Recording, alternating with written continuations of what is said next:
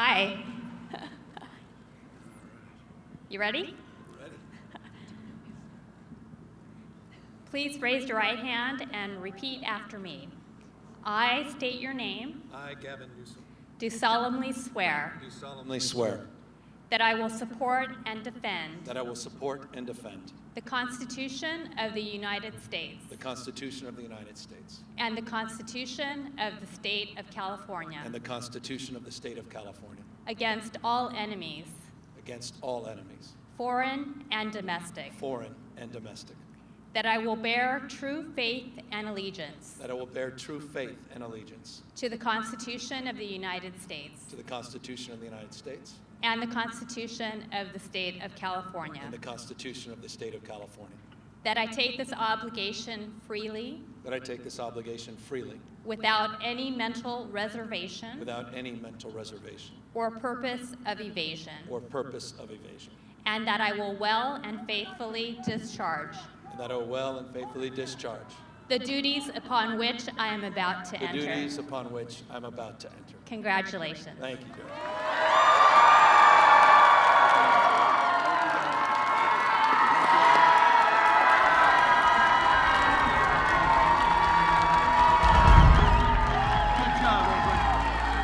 Great job. Yeah, they're going to move. Thank you, Anna.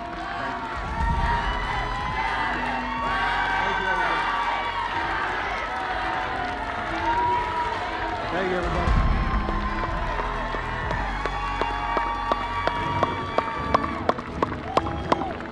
Thank you, everybody. Thank you, everybody. Let me just express my gratitude to each and every one of you, but most importantly, to my kids. I leaned over to a few folks. I said the most stressful part of the day was, well, seeing my daughter Montana in those high heels. I'll acknowledge that. but seeing my kids get through that Pledge of Allegiance, I think we spent about 600 hours on that, and it paid dividends. It paid dividends. So did Jen learning Spanish, by the way. That's remarkable. Remarkable. Look, what a glorious and gracious day. I want to thank all of you, particularly those of you that took the time to walk with us, to march with us. Dolores Huerta leaned over and said, look, I've marched with a lot of people, but Martin Luther King never walked as fast as you are right now. Like, I don't know if that was a brag or I don't know what it was exactly. But it was a hell of a thing to hear that from Dolores Huerta as you're walking across a bridge. And I'm honored again, all of you taking the time to be here. And I think the emphasis really is on time. I've been thinking a lot about time. You know, and maybe it's my age, maybe it's being a parent, but time has been on my mind. You know, it's done the usual trick on me. It says that it's been 4 years. 4 years since I, stood in the shadow of the Capitol and delivered my first inaugural address, then with my 2-year-old in my arms, Dutch, and his pacifier. Probably the only thing you remember about that inaugural. I know my standing. 4 years. 4 years. Disaster and plague, they bend the clock in very strange ways. It feels both like a flash and an eternity. And in the longest hours of my first term, trying to plot a course through pandemic and wildfires and mass shootings and social unrest, I found myself looking backward as much as I was looking forward. And I recall in the 1970s when I was 10, maybe 11 years old, a child of divorce and dyslexia, trying to find my bearings. So I was a kid traveling back and forth across the Golden Gate Bridge between the two very different lives of my mother and my father. I couldn't read, and I was looking for any way to ditch classes. I'd fake stomach aches and dizziness. I'd bite down on the thermometer, the nurse's office, trying to make the temperature rise past 100. Didn't work. My mom, busy juggling 3 jobs, she had no patience whatsoever for a truant. My father, the judge, guilty because he had left us, was an easier touch. I remember one time during the middle of school around lunchtime when he picked me up in his Volkswagen Bug. Beautiful car. and took me to Chinatown in San Francisco. On the face of it, it was a mission for food, but what I didn't understand back then, it was also his mission to give me a slice of San Francisco, our place, and the story of California. We crossed one of the many demarcations in the city, and suddenly we entered in a completely different realm through the gate of the intersection of Bush and Grant. And my eyes and my nose took it all in. Pagoda-style storefronts, red lanterns hanging from above, giant statues of Buddha in the windows, roasted duck, fresh baked cookies. My father wasn't content, though, just showing me the unfamiliar. He wanted me to see past the facade to the people themselves, the humble entrepreneurs, the immigrant parents building better lives for their kids, to the journey that had brought them to enrich our city and our state. This was the same California, by the way, that my great-great-grandparents from County Cork arrived from Ireland to start a new life in the first years of California's statehood. William Newsom the first, became a beat cop in San Francisco. And the Newsoms began to plant roots as working-class Irish in a land where anything was possible. The journey from policeman to politician took about 150 years. My wife, Jennifer, the first partner, is the second in her family to be born in the Golden State. My children, Montana, Hunter, Brooklyn, and Dutch, now fifth-generation Californians. All of you here today, all of you. No two California origin stories are the same, but we share aspirations, we share ambitions. And these ties bind us, sometimes unknowingly, to our state's past and to each other. I remember hot summer days with my dad riding a raft down the stretches, the most wild stretches of the American River. Those cold waters were the same ones that James Marshall found gold nuggets that would sell the California dream to the world and alter the course of American history. I'm mindful, though, there is another side to that story, not the fairy tale. California's statehood, after all, was also sealed with a brutal genocide against Native people. Reconciling that complexity has always guided my own understanding of myself and the state I love so deeply. The shameful past, shameful chapters of our history, they don't lessen my love for my home state. They make it more complicated, no doubt, deeper, richer, but they also serve as a reminder that we can always become better. The California that beckoned my forebears 170 years ago, we had a population back then of less than 93,000 people. Today, nearly 40 or so million strong, each and every one of us with our own California story.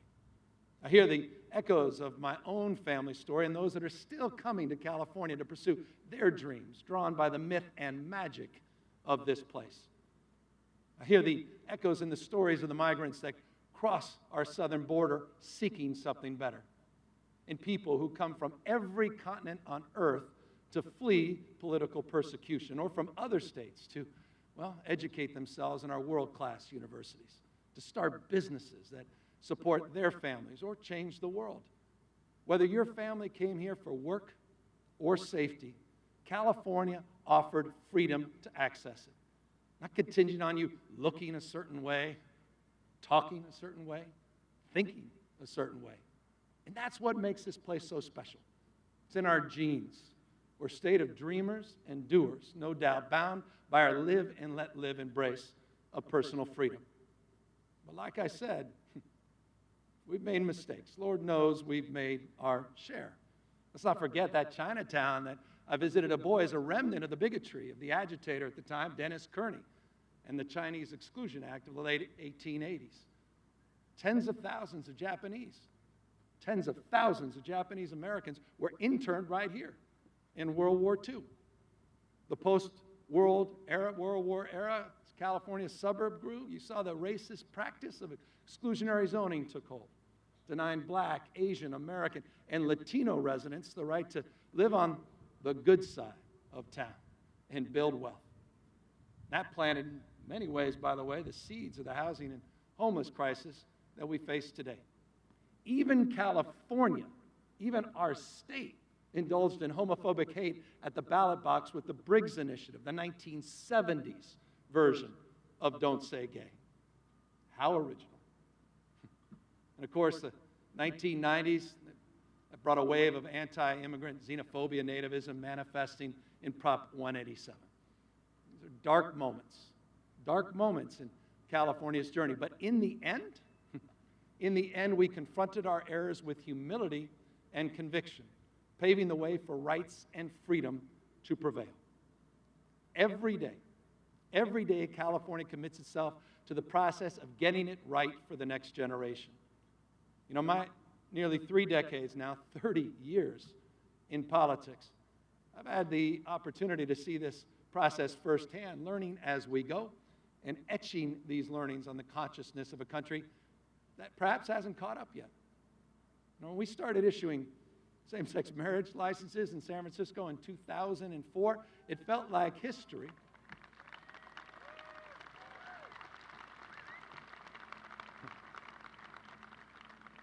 It felt like history was moving at the time at light speed in the right direction. Decades and decades of advocacy, culminating with that beautiful, that indelible winter of love. But that victory to expand rights, to expand freedom to marry, was snatched away by a backlash that resulted in Proposition 8. Eventually, after many setbacks and many steps forward, just a few weeks ago, President Biden signed legislation enshrining that freedom to marry.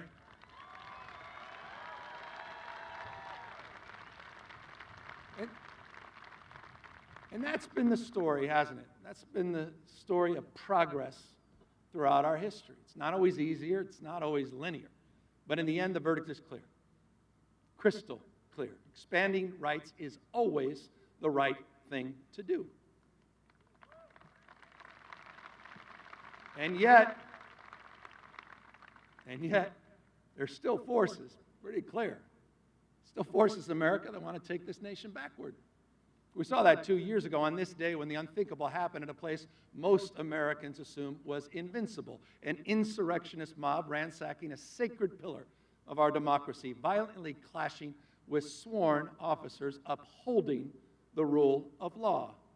By the way, just like the brave men and women whose heroism we inscribe here on our own peace officers' memorial.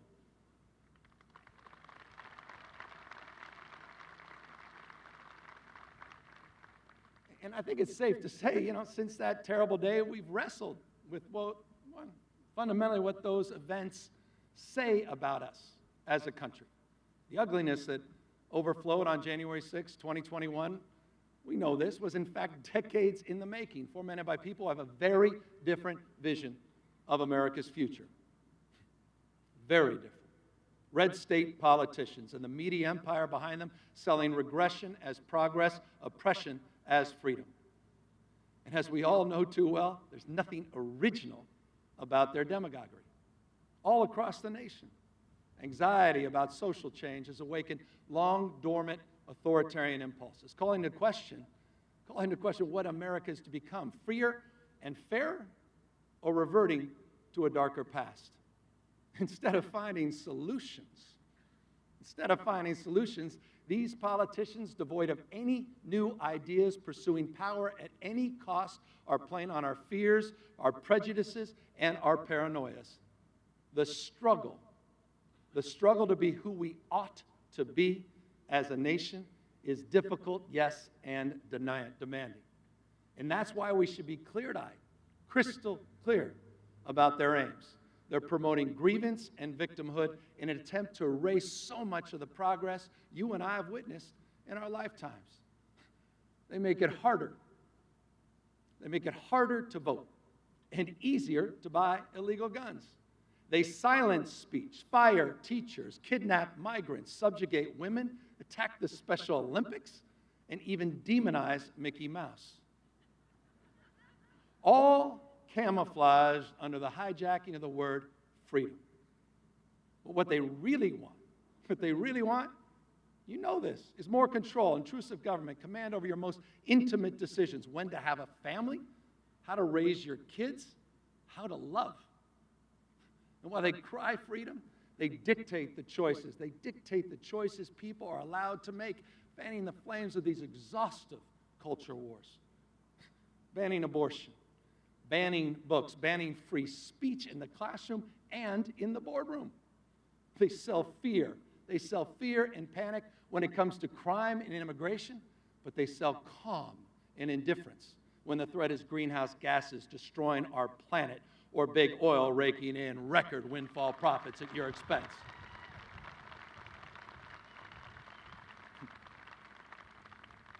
But California, your state, our state, that offers a reason for hope. Someone said this years ago about our state: there's no soil better adapted. I love that. No soil better adapted to liberty and opportunity, the sense of possibility, than here in our home state, California. Now the fourth largest economy in the world. More venture capital, more startups than any other state in America, leading the world in the transition to a low-carbon, green growth future. An industrial economy, and it's leading the way in biotherapeutics and genomics and aerospace and battery storage, high-speed internet connecting Central Valley to the Central Coast. We're rebuilding roads from Wairika to San Ysidro, providing clean water from Colusa to Coachella.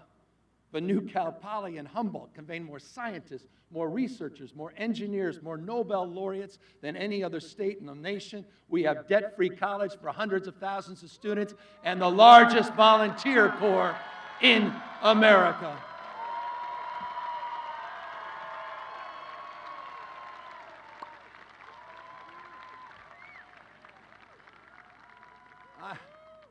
I am mindful, though, like the nation, we're two rivers at once, a mix of light and shadows. So as we go forward, we must continue our quest for an honest accounting for where we've fallen short. None of us are naive on affordability, on housing, on homelessness. Because in the pursuit of belonging and equal justice, California must be the enduring proof of concept. We must reconcile our shortcomings, bring everyone along in our prosperity. After all, a healthy democracy must be inclusive. Government by the people and for the people requires people willing to fight and to protect, to advance it. That's just like we did last year, isn't it? Just like we all did when we overwhelmingly enshrined reproductive rights into our state constitution. You chose choice. In our finest hours, California has been, freedom's force multiplier, protecting liberty from a rising tide of oppression, taking root in state houses, weaknesses masquerading as strength, small men in big offices. More than any people in any place, California has bridged the historical expanse between freedom for some and freedom for all.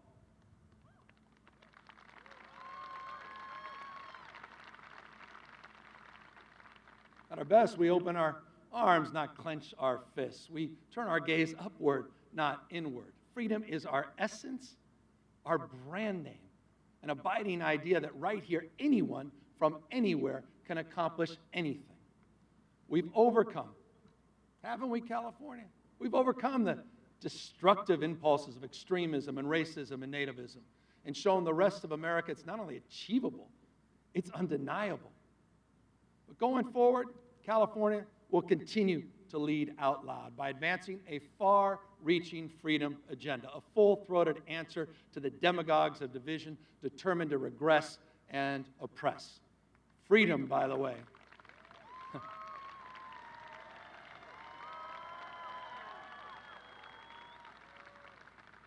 Freedom for teachers. Freedom for teachers to teach, free of litmus tests about their political party or the person they love. Freedom to access health care for all Californians, regardless of your immigration status. Freedom. Freedom from big pharma's grips, competing head-on by manufacturing our own life-saving drugs. And we shouldn't even have to say this. Freedom to vote without intimidation, with results decided by the people, not politicians.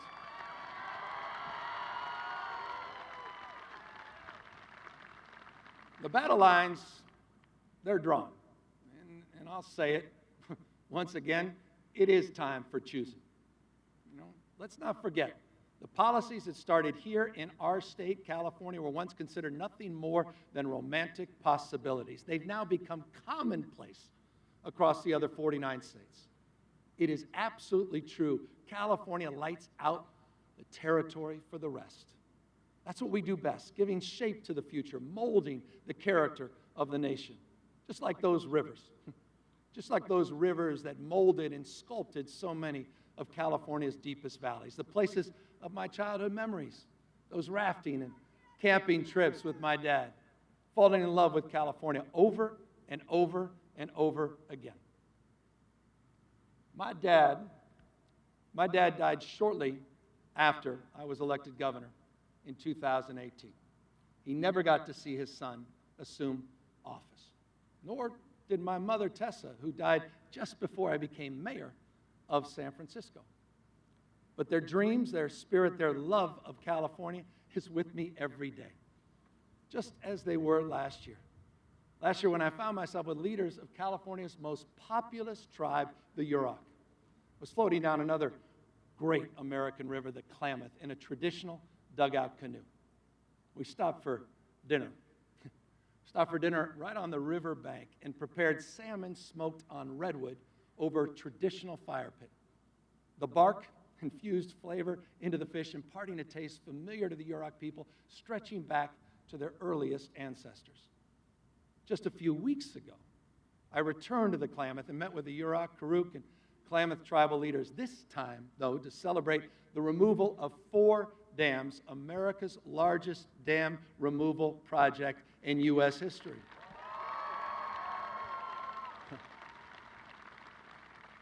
Setting the river free once more, restoring natural salmon runs, and in so doing, righting an historical wrong. Because this is what California does. And it's what I've dedicated my life to, standing up for ideals, striking out against injustice. After all, history reminds us that each of us will be judged, and perhaps more importantly and powerfully, each of us will judge ourselves to the extent we contribute, as Bobby Kennedy said, to the life of our cities, our state, our nation, and the world we're trying to build. And that brings me back to time. Time is undefeated. It's relentless. And so our fleeting moment, we must fight against our worst impulses and find our better angels. Because at the end of the day, our lives are just too short. Our wisdom is too limited to win fleeting victories at other people's expense. We must all triumph together. Thank you all very much, California. Thank you for the privilege of 4 more years. Thank you, everybody. Thank you, everybody.